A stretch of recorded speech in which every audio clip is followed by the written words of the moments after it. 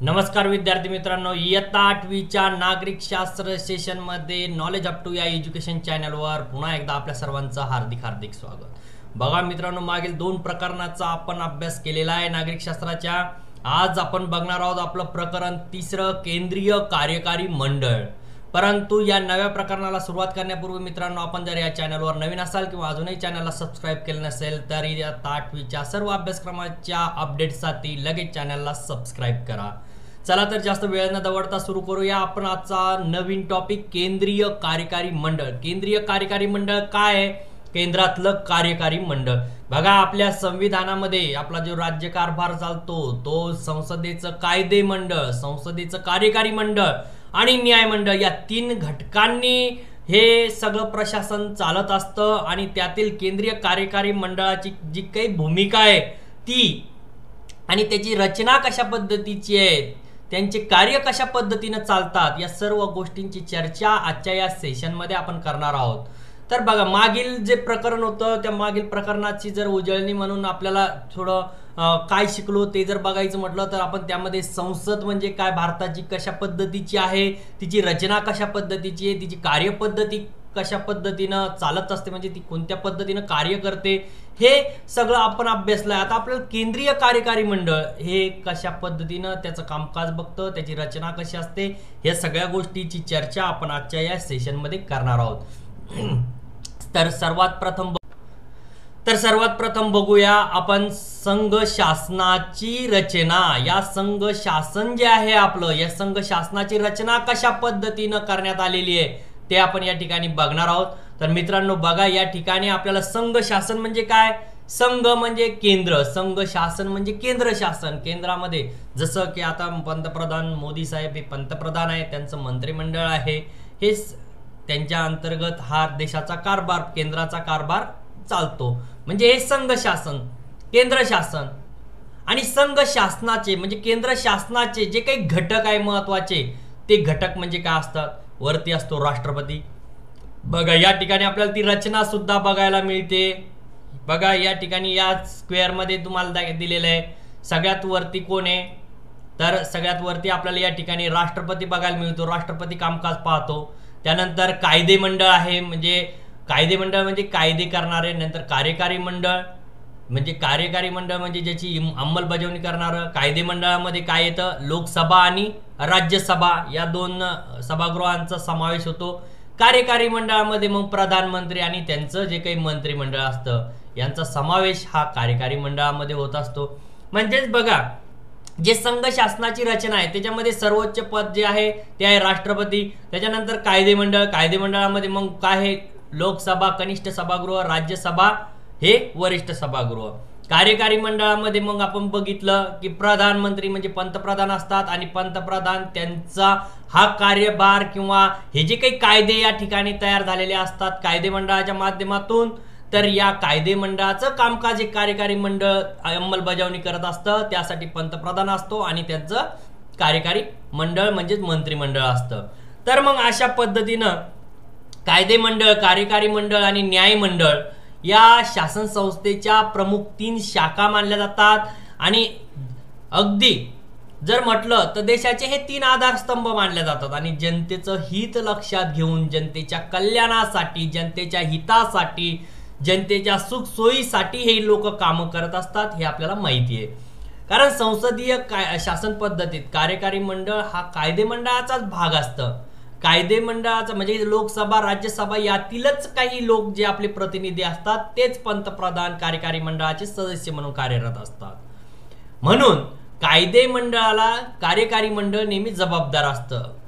काय असतं, कार्यकारी मंडळ हा कायदे मंडळाचा भाग असल्या कारणाने ते कायदे मंडळाला कसं असतं, जबाबदार असतं।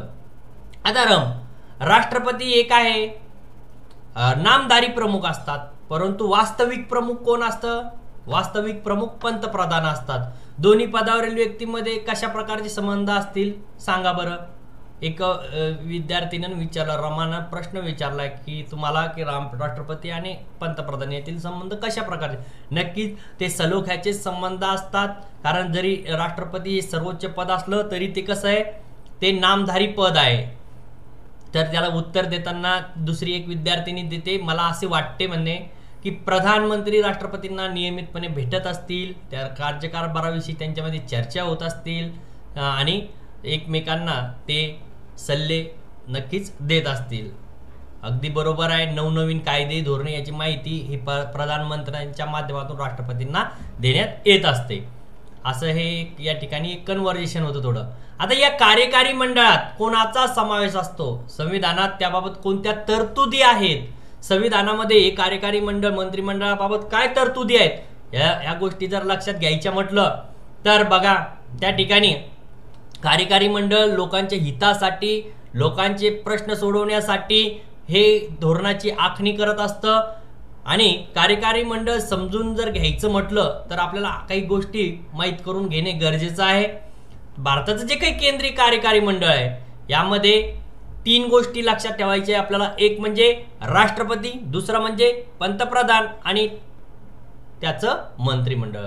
पंतप्रधान आणि पंतप्रधानाचे मंत्रिमंडळ म्हणजे 3 गोष्टी आहे. राष्ट्रपती आले, पंतप्रधान आणि पंतप्रधानाचं मंत्रिमंडळ. आता एक एक गोष्ट यातली समजून घेऊ. राष्ट्रपती नंतर पंतप्रधान ह्या गोष्टी आपण आता समजून घेऊ एक एक करून.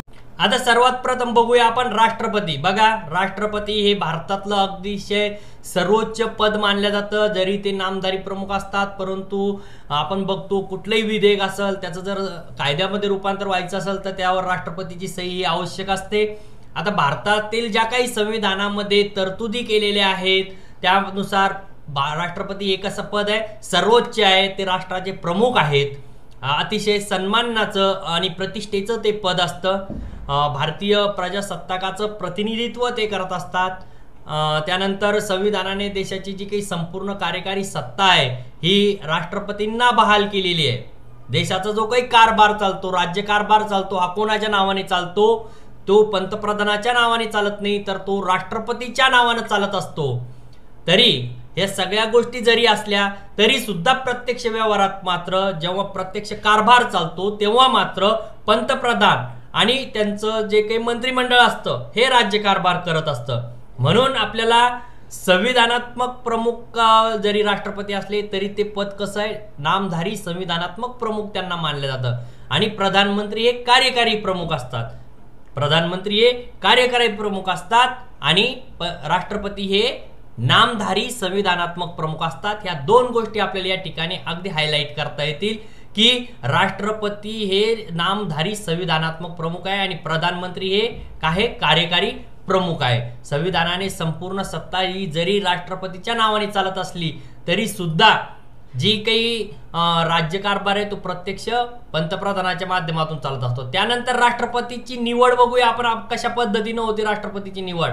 तर या राष्ट्रपतीच्या निवडीमध्ये बघा राष्ट्रपतीची निवड ही भारतीय जनतेकडून प्रत्यक्षरित्या होत नाही, अप्रत्यक्षपणे होते. जसं आपण आपले आमदार खासदार निवडून देतो तशा पद्धतीनं ही निवडणूक होत नसते.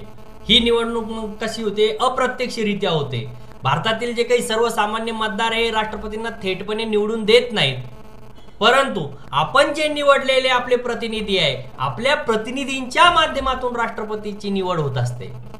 आपण जे काही संसद सदस्य खासदार निवडून देतो या संसद सदस्यांकडून, त्यानंतर आपण जे विधानसभेमध्ये म्हणजे आमदार म्हणून ज्यांना निवडून देतो त्या आमदारांमधून या राष्ट्रपतींची निवड होत असते. बघा या ठिकाणी लक्षात ठेवायचं आपल्याला, विधानसभा सदस्याकडून राष्ट्रपती निवडले जातात, संसद सदस्यांकडून निवडले जातात. म्हणजे संसद सदस्य आणि विधानसभा सदस्य यांच्याकडून राष्ट्रपतीची निवड होत असते. हे जनतेने निवडलेले थेट लोक असतात आणि यांच्या निवडीतून मग राष्ट्रपती निवडून येतो. आता संसद सदस्य आणि विधानसभा सदस्याच्या या गटाला निर्वाचन मंडळ असं म्हटलं जातं. काय म्हटलं जातं? निर्वाचन मंडळ. कोणाला म्हटलं जातं? संसद सदस्य आणि विधानसभा सदस्य यांचा जो काही गट असतो त्याला निर्वाचन मंडळ म्हणतात आणि या निर्वाचन मंडळाच्या माध्यमातून राष्ट्रपतीची निवड होत असते. या ठिकाणी तुम्हाला लक्षात काय ठेवायचे, एक गोष्ट लक्षात अशी ठेवायची आहे की संसद सदस्य आणि विधानसभा सदस्य यांचे जे हे आहे या गटाला काय म्हणतात? निर्वाचन मंडळ असं म्हटलं जातं. संसद सदस्य आणि विधानसभा सदस्य यांचं गट जो आहे त्याला काय म्हटलं जातं? त्याला म्हटलं जातं निर्वाचन मंडळ. हे लक्षात ठेवायचंय. आता राष्ट्रपतीच्या कार्यकालाच्या बाबत जर सांगायचं म्हटलं तर राष्ट्रपतीचा कार्यकाल हा 5 वर्षाचा असतो. किती वर्षाचा असतो? 5 वर्षाचा असतो. राष्ट्रपती पदाची निवडणूक लढवण्यासाठी काय पात्रता आवश्यक असते तर त्या व्यक्तीच्या वयाची 35 वर्ष पूर्ण झालेली असावी आणि राष्ट्रपती पदावर निवड झालेल्या व्यक्तीला आपले जे काही पद आहे ते जेव्हा तो पदभार घेत असतो, पद स्वीकारत असतो त्यावेळेस शपथ घ्यावी लागते. संविधानानुसार देशाचं रक्षण करण्याची, संविधानानुसार कार्यभार पाहण्याची शपथ त्याला त्यावेळेस घ्यावी लागते. आता संविधानाचे रक्षण करण्याची आणि संविधानानुसार राज्यकारभार होतो आहे की नाही हे पाहण्याची जबाबदारी ही राष्ट्रपतीवर देण्यात आलेली असते आणि प्रधानमंत्री म्हणजेच पंतप्रधान व मंत्रिमंडळाने दिलेल्या सल्ल्यानुसार हे राष्ट्रपती काम बघत असतात. स्वतः चालतात का ते नाही, त्यांना कोणाच्या सल्ल्यानुसार काम करावं लागतं. तर पंतप्रधान आणि पंतप्रधानाचे जे मंत्रिमंडळ यांच्या सल्ल्यानुसार ते आपला कारभार पाहत असतात. संविधानाचे रक्षण करण्याची जबाबदारी राष्ट्रपतीवर असते, परंतु त्यांचे एखादे वर्तन जर संविधानाचा भंग करणारा असेल किंवा राष्ट्रपतींना त्यांच्या पदाचा दुरुपयोग झाला असेल तर राष्ट्रपतींना पदावरून दूर करण्याचा अधिकार हा संसदेला आहे. बघा, राष्ट्रपतीला पदावरून दूर करण्याचा, पदच्युत करण्याचा अधिकार हा संसदेला असतो आणि ही जी काही प्रक्रिया संसदेमध्ये राबवली जाते या प्रक्रियेला म्हणतात महाभियोगाची प्रक्रिया. कोणती प्रक्रिया म्हणतात? महाभियोग प्रक्रिया असं म्हटलं जातं. या प्रक्रियेला, कोणत्या प्रक्रियेला तर राष्ट्रपतीला पदावरून दूर करण्याची जी काही प्रक्रिया असते त्या प्रक्रियेला महाभियोग प्रक्रिया असं म्हणतात. राष्ट्रपतीकडून संविधानाचा भंग झालेला असल्यास तसा आरोप कोणते एक सभागृह ठेवते आणि त्या आरोपाची चौकशी दुसरे सभागृह करते. दोन्ही सभागृहाचं विशेष बहुमत म्हणजे जवळजवळ 3 पैकी 2 सदस्यांनी ते मान्य करावा लागतो तो ठराव, तेव्हा राष्ट्रपती पदावरून दूर होत असतात. बघा, त्या अनेक गोष्टी महत्वाच्या आहेत या ठिकाणी. एक सभागृह आरोप करतं, दुसरं त्याची चौकशी करतं आणि ते आरोप सिद्ध झाले तर मग 2/3 बहुमताने विशेष ठराव घेऊन राष्ट्रपती पदावरून दूर होतात. या पदाच्या जी काही सर्व प्रक्रिया चालते याला महाभियोग प्रक्रिया म्हणतात. काय म्हणतात? महाभियोग प्रक्रिया. असं भारतामध्ये अजून काही झालेलं नाहीये. आता राष्ट्रपतीची जी काही कार्य आहे आणि त्याचे जे काही अधिकार आहेत ते बघूयात आपण. राष्ट्रपतीचे कार्य आणि राष्ट्रपतीचे जे काही अधिकार आहेत ते बघूयात. संविधानानं राष्ट्रपतींना अनेक कार्य दिलेली आहेत, त्यापैकी काही महत्वाची जी काही कार्य आहेत ती बघूया आपण. संसदेचे अधिवेशन बोलवणे, ते अधिवेशन स्थगित करणे, संसदेला एखादा मेसेज पाठवणे, संदेश पाठवणे, लोकसभा मुदतीनंतर किंवा मुदतीपूर्वी लोकसभेचं बरखास्तीकरण करण्याचं अधिकार हे राष्ट्रपतींना देण्यात आलेले आहे. आता लोकसभा आणि राज्यसभा हे जे काही 2 सभागृह आहे यांनी जे काही विधेयक संमत करतात त्यावर राष्ट्रपतीची सही झाल्यानंतर त्याचं कायद्यात रूपांतर होत असतं, हे लक्षात ठेवायचे. हे सुद्धा त्यांचे कार्य आणि अधिकार आहेत. पंतप्रधानाची नेमणूक राष्ट्रपती करत असतात. त्यांनी सुचवलेल्या व्यक्तीची मंत्रिपदांवर नेमणूक करण्याची सुद्धा जबाबदारी राष्ट्रपती पार पाडत असतात.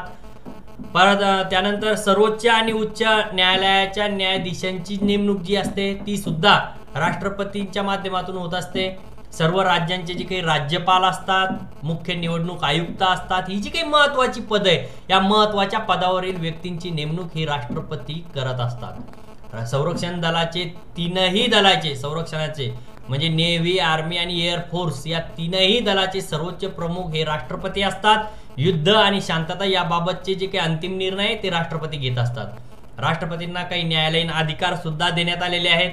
मग ते न्यायालयीन अधिकारामध्ये एखाद्या व्यक्तीची शिक्षा कमी करणे, समजा सर्वोच्च न्यायालयाने एखाद्या व्यक्तीला फाशीची शिक्षा दिली तर ती फाशी माफ करण्याची किंवा तिकडे आपण राष्ट्रपतीकडे दयेचा अर्ज करू शकतो आणि तेव्हा मग राष्ट्रपती त्याला माफ करायची की नाही याबाबत निर्णय घेऊ शकतात. म्हणजे एखाद्या व्यक्तीची शिक्षा कमी करणे, शिक्षेची तीव्रता कमी करणे, अपवादात्मक परिस्थितीत मानवतावादी भूमिकेतून शिक्षा कमी करण्याचा किंवा रद्द करण्याचा अधिकार हा राष्ट्रपतींना देण्यात आलेला आहे.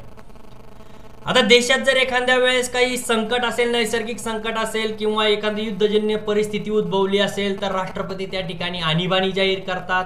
संविधानात 3 प्रकारच्या आणीबाणी आहे. क्रायसिस, तर राष्ट्रीय आणीबाणी, त्यानंतर आर्थिक आणीबाणी, त्यानंतर घटक राज्यातील आणीबाणी, राष्ट्रपती राजवट म्हणतोय आपण त्याला. तर ह्या 3 प्रकारच्या आणीबाणी असतात.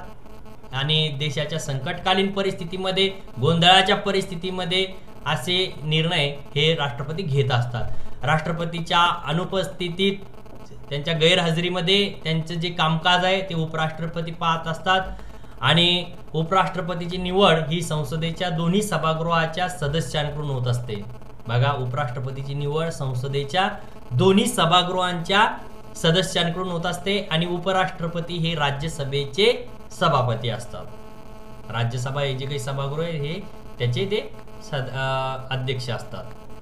प्रधानमंत्री आणि मंत्रिमंडळ, आता महत्वाचा घटक म्हणजे आणखीन राष्ट्रपती नंतर जो असतो तो पंतप्रधान आणि त्यांचं जे काही मंत्रिमंडळ. आता पंतप्रधान आणि मंत्रिमंडळ किंवा प्रधानमंत्री आणि मंत्रिमंडळ, राष्ट्रपती आपण बघितलं संविधानात्मक देशाचे ते प्रमुख असतात, नाममात्र सत्ता त्यांची असते. प्रत्यक्षात पंतप्रधान आणि त्यांचं मंत्रिमंडळ हे राज्यकारभार करत असतं, हे सगळं देशाचा कारभार तेच चालवतं. मग या पंतप्रधानाची कोणती कार्य आहेत, भूमिका कोणत्या आहेत त्या बघायच्या आहेत आपल्याला. आता निवडणूक, पंतप्रधान म्हणून कोणाची निवड होत असते, तर निवडणूक होते, जी खासदारांची निवड होते, संसदेच्या सदस्यांची, लोकसभेच्या सदस्यांची जी निवड होते ती जनतेतून प्रत्यक्ष मतदान पद्धतीने होत असते आणि या निवडणुकीत बहुमत ज्या पक्षाला मिळतं, ज्या पक्षाचे सर्वात जास्त सदस्य निवडून आलेले असतात त्या पक्षाच्या नेत्याची, त्या पक्षाचे जे काही निवडून आलेले लोक आहेत हे आपला एक नेता निवड करतात आणि त्या नेत्याची पंतप्रधानपदी निवड होत असते.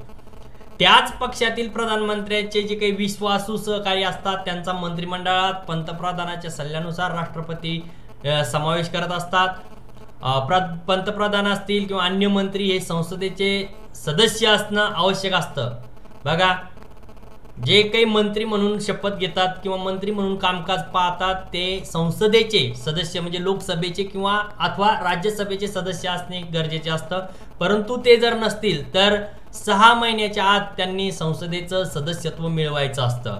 प्रधानमंत्री आणि त्यांचे जे काही मंत्रिमंडळ हे खऱ्या अर्थानं वास्तविक देशाचा कारभार करत असतं हे आपण बघितलेलंच आहे. आता पंतप्रधानाची जी काही कार्य आहे ती बघूयात. पंतप्रधानांना सर्वप्रथम आपलं मंत्रिमंडळ तयार करावं लागतं.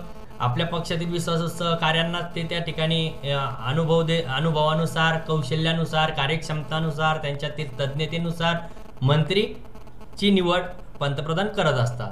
मंत्रिमंडळात कोणाचा समावेश करायचं हे ठरल्यानंतर त्यांच्यामध्ये खाते वाटप करण्याचं काम पंतप्रधान करतात. खाते वाटप मग कोणाला संरक्षण मंत्री देतात, कोणाला परराष्ट्र मंत्री देतात, कोणाला अर्थमंत्री, कोणाला गृहमंत्री, अशा पद्धतीची जी काही खाती आहेत वेगवेगळी, ते वेगवेगळे खात्याचं वाटप ते करत असतात. प्रधानमंत्री मंत्रिमंडळाचं नेतृत्व करत असतात. ते मंत्रिमंडळाचे प्रमुख असतात. त्यांचा राजीनामा हा संपूर्ण मंत्रिमंडळाचा राजीनामा मानला जात असतो. सर्व बैठका हा प्रधानमंत्र्यांच्या अध्यक्षतेखालीच होतात मंत्रिमंडळाच्या. खाते वाटप झाल्यानंतर विविध खात्यामध्ये सुसूत्रता राखणे किंवा खात्यामधील परस्पर सहकार्य जे आहे ते वाढवणे, खात्याचा कारभार हा कार्यक्षमतेने होत आहे की नाही हे पाहणे, ही सगळी जबाबदारी पंतप्रधानांना पार पाडावी लागते. आंतरराष्ट्रीय क्षेत्रात देशाची जी काही प्रतिमा आहे ती उंचावण्यासाठी जे काही कार्य देशाच्या जनतेच्या हितकारक असतील अशी कार्य त्यांना भूमिका या पंतप्रधानांना पार पाडाव्या लागतात. बघा, तुम्ही जम्बो मंत्रिमंडळ असा शब्द ऐकला असेल तर याचा अर्थ खूप मोठं मंत्रिमंडळ असं होत असतं. कारण आपल्या देशाचा मंत्रिमंडळाचा आकार मोठा ठेवण्याकडे कल होता. मंत्रिमंडळ मर्यादित आकारमानाचे असावे म्हणून संविधानात दुरुस्ती करण्यात आली. त्यानुसार मंत्रिमंडळाची संख्या ही लोकसभेच्या एकूण सदस्य संख्येच्या 15% अधिक असणार नाही असं निश्चित करण्यात आलेलं आहे. मंत्री म्हणून किती लोकांना, तर जे लोक निवडून आलेले लोकसभेचे, समजा 543 लोक लोकसभेत निवडून येतात तर 543च्या किती टक्के, 15%, म्हणजेच जवळपास तुम्ही त्या ठिकाणी 77-78 लोकांना मंत्री म्हणून निवड तुम्ही त्या ठिकाणी करू शकता. याला जम्बो मंत्रिमंडळ असं ऐकतो. मंत्रिमंडळाची कार्य काय आहे? मग संसदीय शासन पद्धती भारताने स्वीकारलेली आणि संसदीय शासन पद्धतीमध्ये बघा या मंत्रिमंडळाची कार्य पाहत असताना आपल्याला पाहायचंय की मंत्रिमंडळ कायद्याच्या निर्मितीमध्ये, कायद्याची निर्मिती करण्यामध्ये पुढाकार घेत असतं. तसा आराखडा करतं, त्यावर चर्चा करतं आणि नंतर मग ते सगळं सभागृहात मांडलं जातं. एका सभागृहातून दुसऱ्या सभागृहात, दोन्ही सभागृहात त्याची मंजुरी होते आणि नंतर राष्ट्रपतीच्या सहीला पाठवलं जातं. राष्ट्रपती सही झाल्यानंतर त्या विधेयकाचं कायद्यामध्ये रूपांतर होतं. ही गोष्ट लक्षात ठेवायची. शिक्षण, शेती, उद्योग, आरोग्य, परराष्ट्र धोरण अशा अनेक विषयावर मंत्रिमंडळाला एक निश्चित धोरण तयार करावं लागतं, दिशा ठरवावी लागते आणि हे कामकाज त्यांच्या माध्यमातून होत असतं. मंत्रिमंडळाची मुख्य जबाबदारी ही जे धोरणं ठरतात त्या धोरणाची अंमलबजावणी करण्याची असते. कायद्याच्या प्रस्तावांना मान्यता दिली की मंत्रिमंडळ त्याची अंमलबजावणी करत असतं. आता संसद ही मंत्रिमंडळावर कसं नियंत्रण ठेवते? संसद किंवा मंत्रिमंडळ संसदेला कसं जबाबदार असतं? तर बघा या ठिकाणी काय म्हटलेलं आहे, संसद मंत्रिमंडळावर कसे नियंत्रण ठेवते. संसदीय शासन पद्धतीमध्ये मंत्रिमंडळावर नियंत्रण ठेवण्याचं काम हे संसदेचं असतं. कायद्याची किंवा धोरणाची निर्मिती, अंमलबजावणी व त्यानंतरच्या काळातही संसद ही मंत्रिमंडळावर नियंत्रण ठेवत असतं. आणि या नियंत्रणाचे काही प्रमुख मार्ग आहेत ते बघूया आपण आता. जसं पहिला मार्ग त्याचा जर सांगायचं म्हटलं तर चर्चा आणि विचार विनिमय या लोकांमध्ये होत असतो. म्हणजेच कायद्याच्या निर्मिती करायची असेल तर त्या निर्मितीच्या दरम्यान संसद आणि इतर सदस्य चर्चा विनिमय करून मंत्रिमंडळातील धोरण त्यामध्ये काही त्रुटी असेल तर त्या त्रुटी दूर करण्याची चर्चा त्यांच्यामध्ये होते. त्यांच्यामध्ये प्रश्नोत्तरे होत असतात. बघा आता या ठिकाणी काय होतं त्यांच्यामध्ये प्रश्नोत्तरे कशा पद्धतीने होतात ते बघूया. संसदेचं जेव्हा अधिवेशन लागतं, पावसाळी अधिवेशन कसे 2 अधिवेशन होतच असतात. मग संसदेचं अधिवेशन चालू असताना कामकाजाची सुरुवात ही संसद सदस्यांनी जे काही प्रश्न मंत्र्यांना विचारले जातात त्याच्या माध्यमातून होत असते. या प्रश्नांना संबंधित मंत्र्यांनी समाधानकारक उत्तरं देणं अपेक्षित असतं आणि प्रश्नोत्तरे हा मंत्रिमंडळावर नियंत्रण ठेवण्याचा एक महत्त्वाचा मार्ग असतो. अतिशय प्रभावी मार्ग तो मानला जातो. शासनांवर टीका करणे, विविध समस्यांवर प्रश्न उपस्थित करणे या दरम्यान ह्या चर्चा होत असतात. मंत्र्याच्या उत्तराने जर समाधान न झाला वाद निर्माण होऊ शकतात. त्या ठिकाणी आपला निषेध व्यक्त करण्यासाठी काही वेळेस संसदेचे काही सदस्य असतात ते सभात्याग करतात, निघून जातात, सभागृहाच्या मध्यवर्ती ठिकाणी जमा होतात. असे प्रकार आपल्याला बघायला मिळतात. टीव्हीवर आपण ह्या बातम्यांच्या माध्यमातून ह्या गोष्टी बघत असतो. नंतर एक शून्य प्रहर असतो. अधिवेशन काळ जो असतो, अधिवेशनाच्या काळामध्ये शून्य प्रहर हा शब्द आपण ऐकतो. तर दुपारी 12चा काळ हा जो असतो तो शून्य प्रहार म्हणून ओळखला जातो. या काळात सार्वजनिक दृष्ट्या कोणत्याही महत्त्वाच्या प्रश्नावर चर्चा घडवून आणता येते. शून्य प्रहर म्हणतात. मग कोणताही महत्त्वाचा प्रश्न असेल तिथं आपल्याला चर्चा घडवून आणता येते. त्यानंतर अविश्वासाचा ठराव ही एक गोष्ट आपण या ठिकाणी लक्षात ठेवणं गरजेचं आहे. मंत्रिमंडळ जर सक्षमपणे किंवा त्यांचे विश्वासानं काम करत नसेल तर अविश्वासाचा ठराव आणण्याचं काम लोकसभेचे सदस्य करू शकतात आणि हे बहुमत जर झालं तर त्या ठिकाणी मंत्रिमंडळाला राजीनामा द्यावा लागतो. सदस्यांनी काढून जर घेतलं तर मंत्रिमंडळ हे सत्तेवर राहू शकत नाही. आमचा मंत्रिमंडळावर विश्वास नाही असे म्हणून संसद सदस्य अविश्वासाचा ठराव मांडू शकतात. तो बहुमताने संमत झाला तर मंत्रिमंडळाला राजीनामा द्यावा लागतो. मंत्रिमंडळ त्यानंतर सत्तेवर राहत नाही. कार्यकारी मंडळाच्या नियंत्रणाखाली मोठी नोकरशाही असते आणि नोकरशाहीच्या रचनेचा अभ्यास जो आहे तो सुद्धा अतिशय महत्त्वाचा आहे. कारण आपण संसदेचा अभ्यास केला, कार्यकारी मंडळ जे आहे केंद्रीय कार्यकारी मंडळ, मग राष्ट्रपती असेल, पंतप्रधान असेल, या सर्व घटकांचा अभ्यास केल्यानंतर आता जी काही नोकरशाही, या नोकरशाहीची जी काही कामं आहेत याचा सुद्धा आपण अभ्यास करणार आहोत. तो अभ्यास आपण पुढील प्रकरणामध्ये करणार आहोत. मित्रांनो, आजचा व्हिडिओ जर तुम्हाला आवडला असेल तर नक्कीच चॅनलला सबस्क्राईब करा, मित्रांपर्यंत शेअर करा. धन्यवाद. Have a good day.